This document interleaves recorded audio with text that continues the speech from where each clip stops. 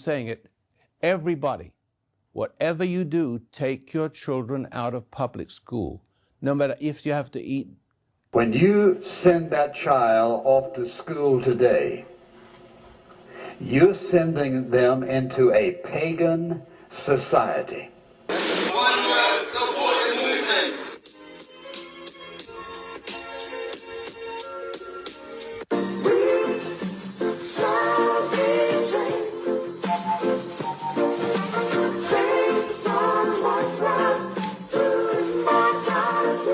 Saying it, everybody, whatever you do, take your children out of public school, no matter if you have to eat beans.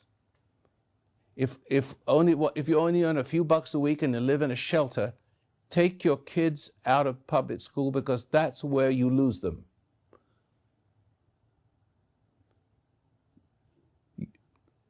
I want to go to the schools and colleges right now, since I'm talking about that.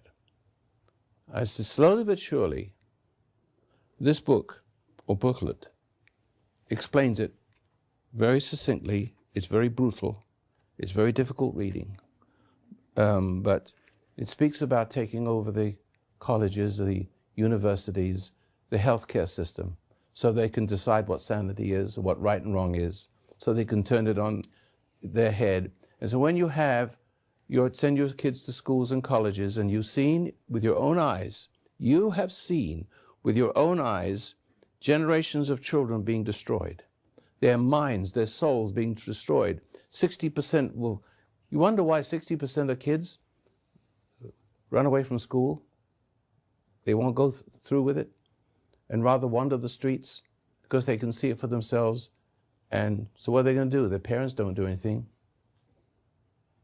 The parents allowed it to happen. They hate their parents more than the school. Of every American, to such an extent that despite of the abundance of information, no one is able to come to sensible conclusions in the interests of defending themselves, their families, their community, and their country.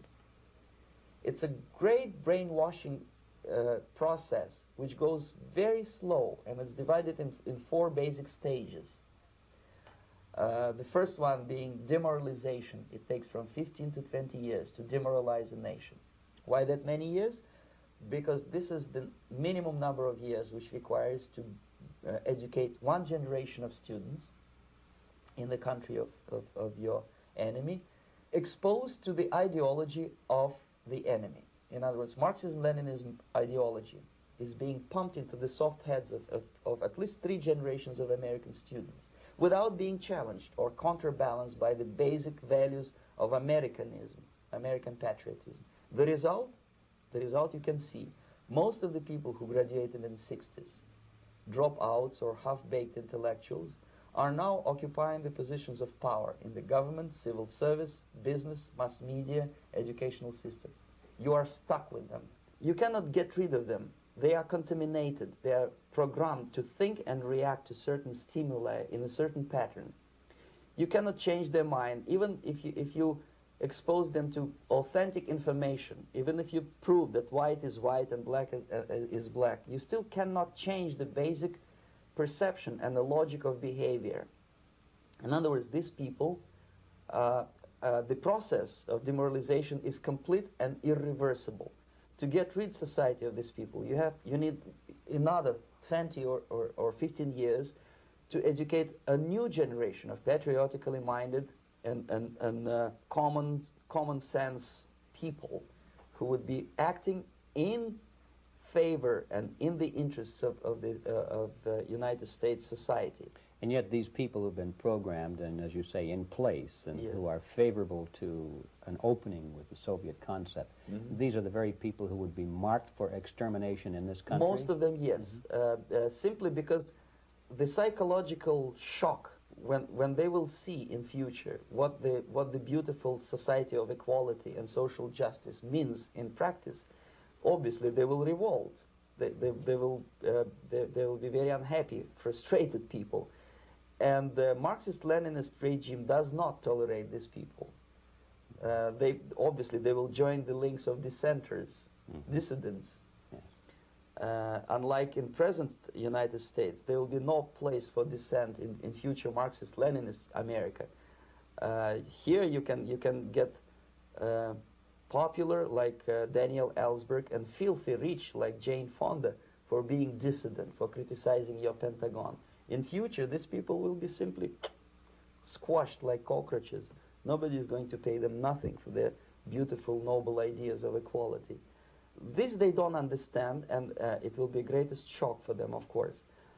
The demoralization process in the United States is basically completed already.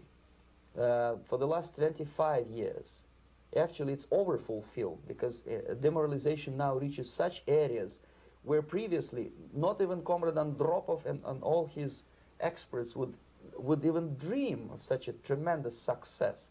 Most of it is done by Americans to Americans, thanks to lack of moral standards. As I mentioned before, exposure to true information does not matter anymore.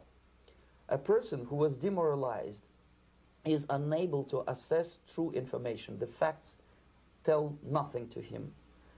Even if I shower him with information, with authentic proof, with documents, with pictures, even if I take him by force to the Soviet Union and show him concentration camp, he will refuse to believe it until he is going to receive a kick in his fat bottom. When a military boot crashes then he will understand, but not before that. That's the tragic of the situation of demoralization.